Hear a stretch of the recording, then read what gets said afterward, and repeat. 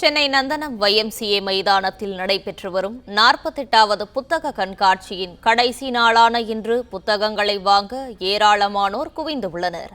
இது தொடர்பான கூடுதல் விவரங்களை தருகிறார் செய்தியாளர் ரகுபதி. ரகுபதி, வணக்கம். இது குறித்தான முழு விவரங்களையும் பதிவு பண்ணலாம்.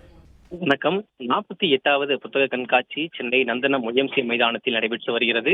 இந்த புத்தக கண்காட்சி கடந்த மாதம் 17ஆம் தேதி தொடங்கி தற்போது 12ஆம் தேதி வரை நடைபெற இருந்தது. அதாவது மொத்தம் 17 நாட்கள் நடைபெறுவதாக அறிவிக்கப்பட்டிருந்த நிலையில் இன்று அதற்கான 24 இறுதி நாளாக இருந்து கண்காட்சி நடைபெற்று வருகிறது.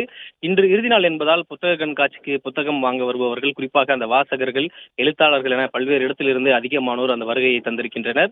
இந்த புத்தக கண்காட்சியில் 900க்கும் மேற்பட்ட அந்த அரங்குகளில் லட்சக்கணக்கான புத்தகங்கள் விற்பனைக்கு வைக்கப்பட்டிருப்பதாகவும் தெரிவிக்கப்படுகிறது. குறிப்பாக தமிழ்நாடு அரசின் இந்து அறநிலையத்துறையின் அரங்கு, தமிழ்நாடு பாடநூல் கழகத்தின் அரங்கு, பள்ளி கல்வித்துறை அரங்கு போன்ற பல்வேறு அரசு சார்ந்த துறைகளுடைய அந்த அரங்கங்களும் அமைக்கப்பட்டிருப்பதாக தெரிவிக்கப்படுகிறது. இந்த புத்தக கண்காட்சி கடந்த 27ஆம் தேதி மாலை தொடங்கியது. தொடங்கப்பட்ட 3 நாட்களிலேயே 50,000க்கும் மேற்பட்ட அந்த வாசகர்களும் அந்த வருகை தந்ததாக அந்த தரப்பில் தெரிவித்திருந்தார்கள்.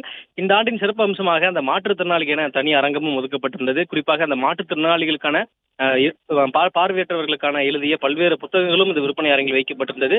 குறிப்பாக அந்த அரங்கில் கவிதைகள், சிறுகதைகள், ஆய்வு கட்டுரைகள், நாவல்கள், அரசு போட்டித் தேர்வுக்கான புத்தகங்கள் என ஏராளமான புத்தகங்களும் இந்த அரங்கில் இடம்பெற்றிருந்தது.